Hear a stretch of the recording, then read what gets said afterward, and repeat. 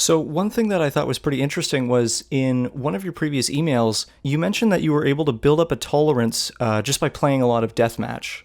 So, how did that come about? Were you sort of leery of that at first, and how did that end up going for you? It's just so playing deathmatch, particularly with Romero and Sean, was really entertaining. They these guys, as far as I knew, basically invented smack talk, right? Deathmatch smack talk, and everything was a LAN party then. So when we deathmatched, and especially if you killed Romero, the cries of anguish were just so satisfying, and him taunting you, his taunts were so funny. So that's what kept me going. Like, oh, I want to play a little more. Oh God, but I'll keep going, and then that kind of built up my tolerance, I think. What would you say was your sort of favorite experience or favorite part of the game that you worked on? Um, well, I that's a really good question. It was all such a crazy, harried. So I came on in like I want to say end of August of the year that we released it in November, right?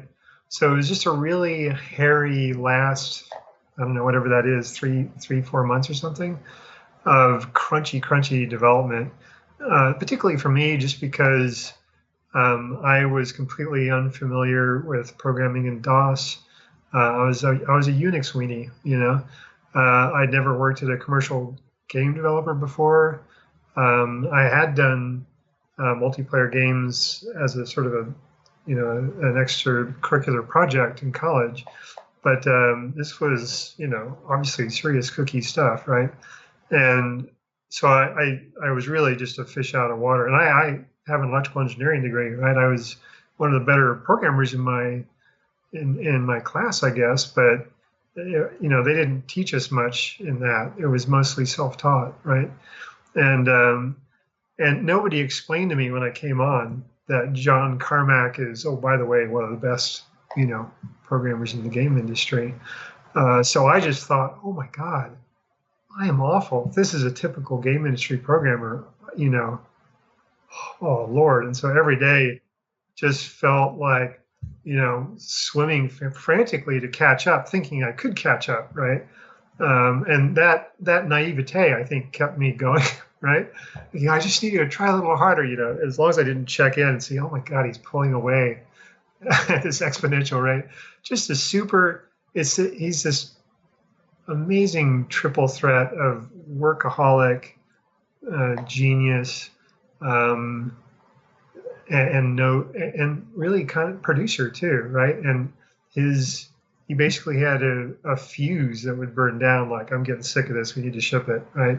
And you'd get that sense. It's like, oh boy, it's time to wrap shit up, And but at the same time, again, I was just like, lots of stimuli all at once, and I think I was just paddling frantically to keep a head above water. So I thought it was all pretty fascinating.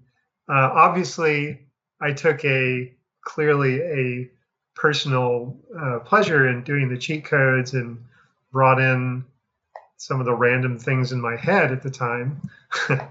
And it was very humbling to watch, you know, uh, the impact of those things. It really made me wish I had thought them out more carefully, maybe, right? I didn't, I knew we were working on something pretty special, but I really didn't know, I don't think any of us knew that it was going to be um, quite that huge, quite that influential. You know what I mean? Yeah, when I started seeing the IDDQD body tattoos and stuff like that, I was like, oh, wow, that was a permanent decision, right? On both our parts.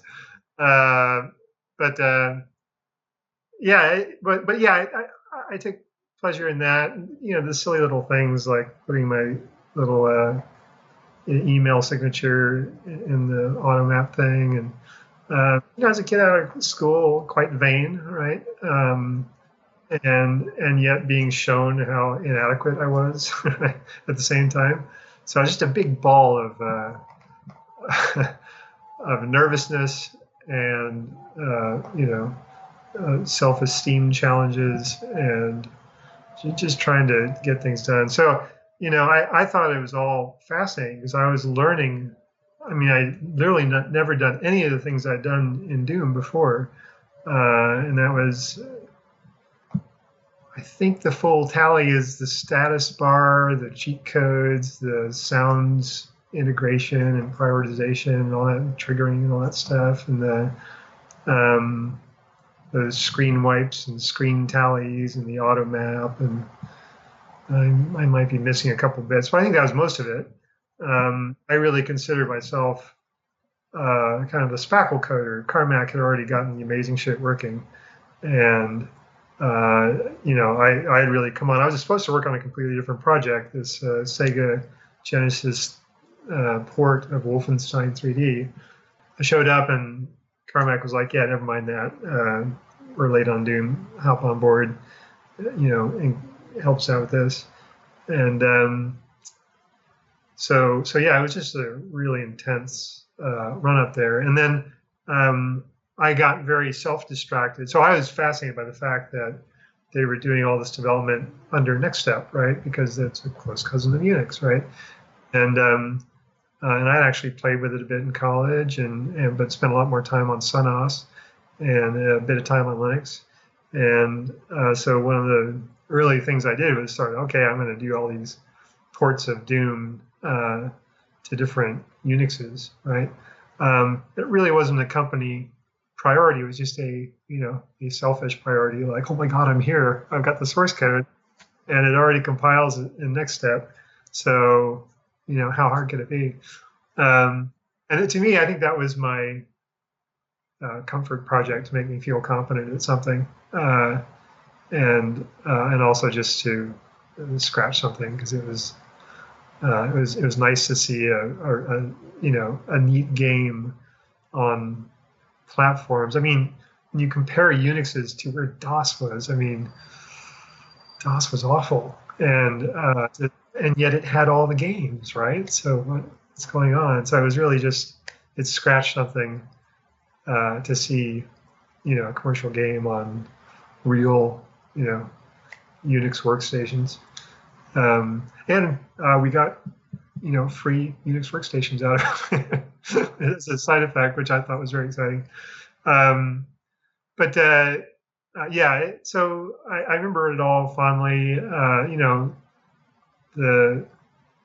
But it's sort of a blur of like Snapple and Diet Coke and uh, just crap food and um, lots of testosterone, right? So we were all in our 20s and just a lot of male folks on the team, and so that we kind of were stewing in our own juices a bit, So it was intense. It was really intense. So, with regards to the cheat codes in the game, how does that make you feel knowing that, Well, it makes there are me people out there who have IDDQD, tattooed on their arm or their back or whatever? You've sort of taken this private part of yourself and put it out there through this game, and now people are kind of adopting it and making it their own thing. So, noticing that people have been doing this, what has your yeah. reaction been to that? Well, I mean, it made me very uncomfortable. I felt like, oh Jesus, what have I done? But at the same time, you just gotta. If I really play it back honestly, what I'm thinking is, these cheat codes are mostly for us, right? And my theory, I think you asked, where did IDFA versus IDKFA come from? Now these neurons are all fizzling out, of course, over time. But my memory is that I did KFA first, and I'm pretty sure it was killer fucking ammo. And I think what happened was we just needed a cheat code to give you ammo and the keys so we could fly around the whole place. And so put keys in there, and then we were like, okay, let's get the ammo without the keys. Oh look, K is for key. Huh, FA. right? That's a little fuzzy, but it's the sort of thing where I mean, the reason it's those quirky, weird things from my life is because I just saw it as mostly a dev tool, right? I thought, hey, this will, cause some cute little chatter once someone discovers what they are. But I honestly, I was so stupid and vain. I had encrypted lightly, I assure you, lightly encrypted the cheat codes in memory. And sort of made a little challenge when they came out, like, I'll bet you can't figure these guys, figured it out overnight, of course. And um, and I think uh, in that sense, maybe almost inadvertently put a spotlight on the cheat codes. I really shouldn't have, right? I should have just left it alone. So yeah, don't look for them. But then I'm sure they would have found them. And they're handy. They're really handy when you're doing modding work or dev work and stuff. But I really didn't think of them as something that people would get into, and so I didn't think them through. Right? I've done a real mix of things since ed. Um, I It's been a mixture. While I was at ed, I invested in this company called Crack.com. We made a game called Abuse. But I was still programming at id, so that's a little confusing. And I actually left right before the Q-test stuff shipped on Quake, and my Cody bits were basically done. Started a company down in LA to do indie producing, which was sort of this new idea in the game industry, where you put together money and talent and design and stuff, and make a little package and go with it, right? We were trying to sort of follow the entertainment model, and so I did that in partnership with American McGee of American McGee's Alice fame, and then we went our own ways somewhere in there. I'm not good at dates, but years ago, and I basically did sort of an indie producing thing for a while there. Again, the pitching, raising the money, ended up sitting on different advisory boards. Really, really enjoyed that. Also did a bit of representation for a couple of super badass developers that I felt just didn't have the benefits of the negotiation kung fu to get the full value of their amazingness. But I ended up on the advisory board of the Academy of Art University, which is a huge private art school up in San Francisco.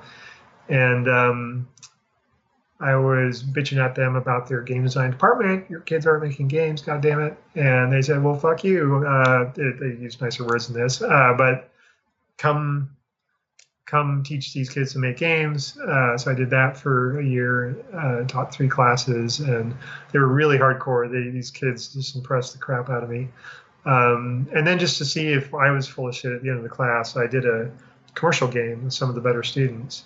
And just to see, hey, can we ship this and would it, make some money? And we actually got featured on the Apple store, so I was very, very proud of it. We actually made a cool little game there.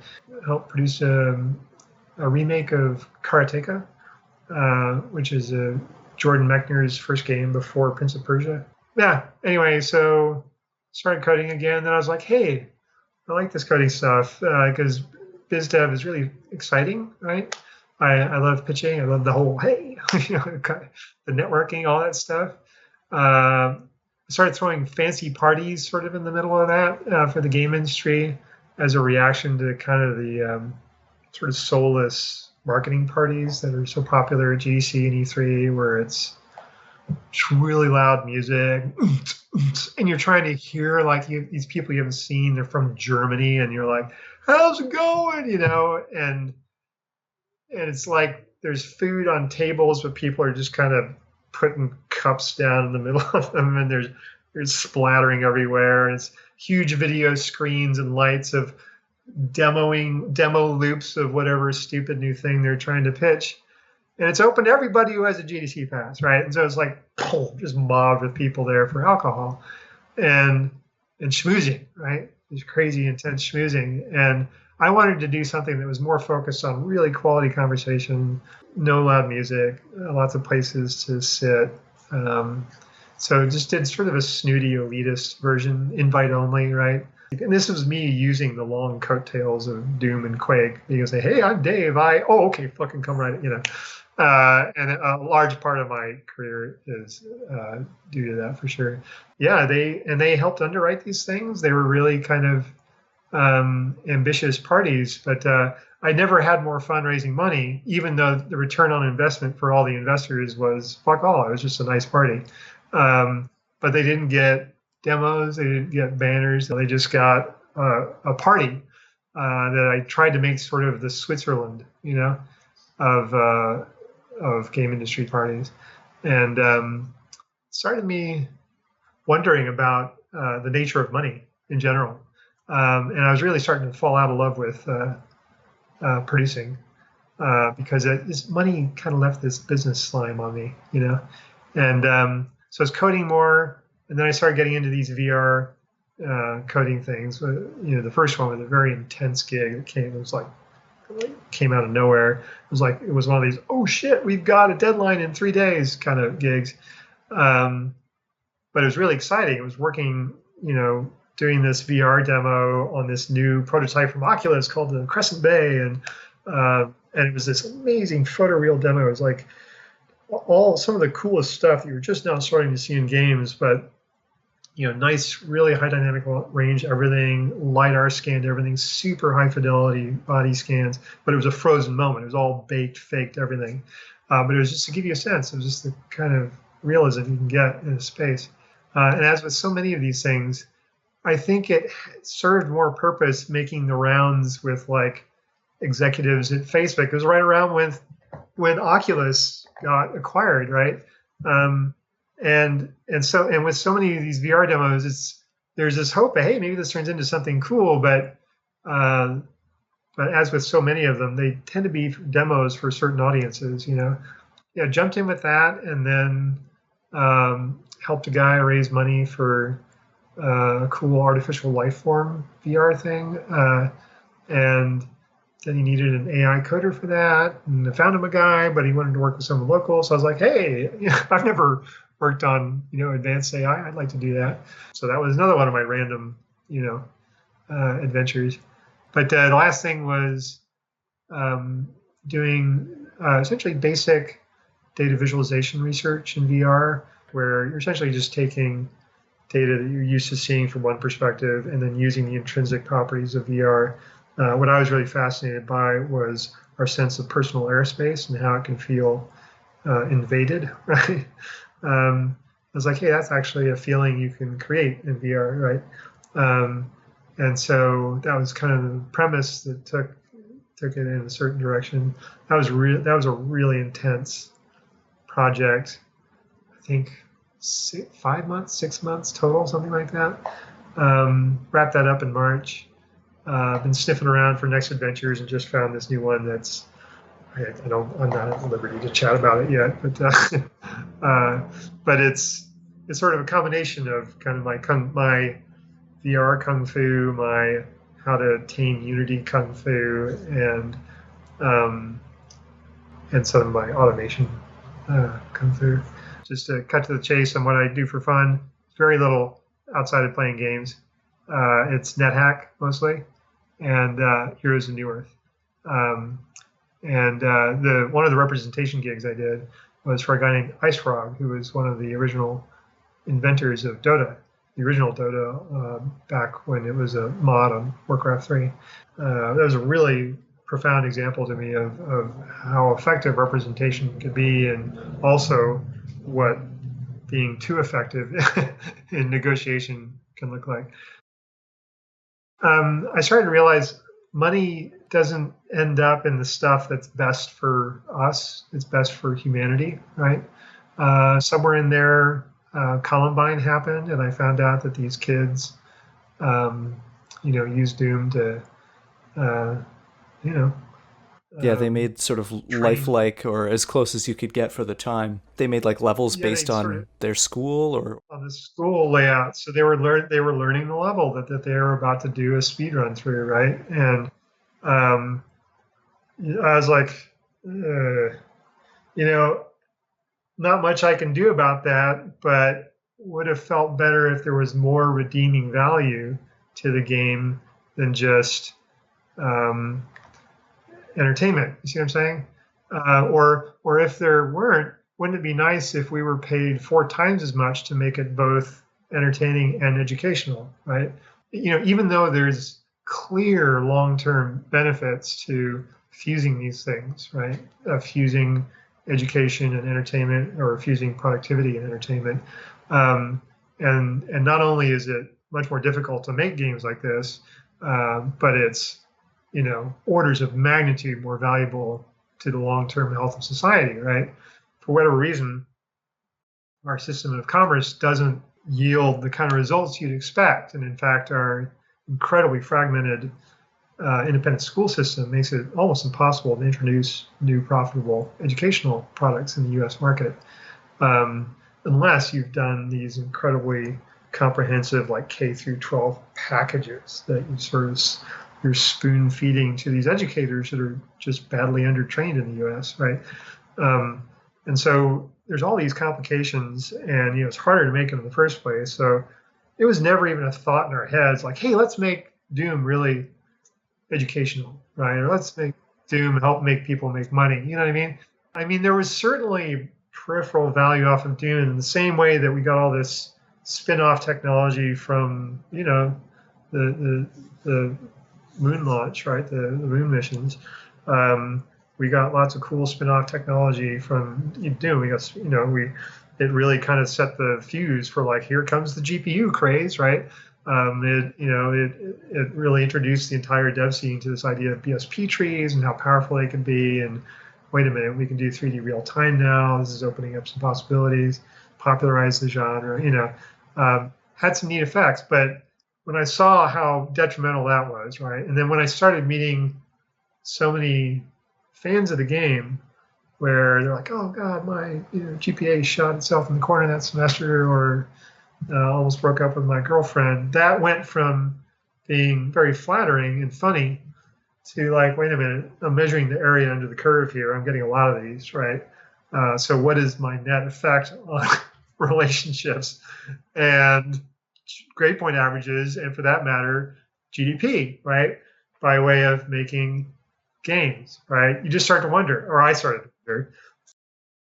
So I started giving these talks a few years ago called Vector Money, which is essentially a game designer's replacement for our system of commerce, based off of very available technologies, right? There's no sci-fi involved in implementing this anymore.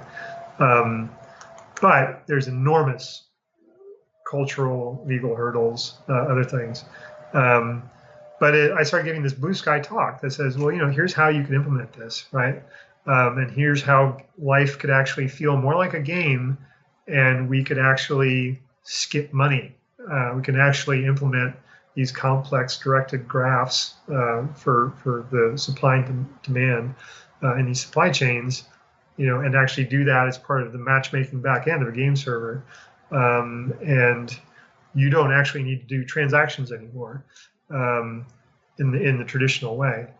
And I got super excited about the subject. So my favorite existential thing, thinking about this post-money system, just because it solves so many problems, to get rid of it as a I mean, I know it sounds trite, but as a corrupting influence. What are the odds you're going to get decent compression when you reduce the value of something down to a single number called the price, right? It's like reducing a JPEG down to a single color. It's not going to represent the picture, right? And I think I've always been very bad at chasing money as a result. I've always sensed there's something corrupting and off about it, and I've always been more interested in like, what are the cool aspects of this project, and like, who do I get to work with, and is it something new, right? These are the things I'm really attracted to. This is kind of my hobby now, and I'm really excited by what's happening in AR and AI, to make this essentially more possible than ever. That's most of me since id, I think.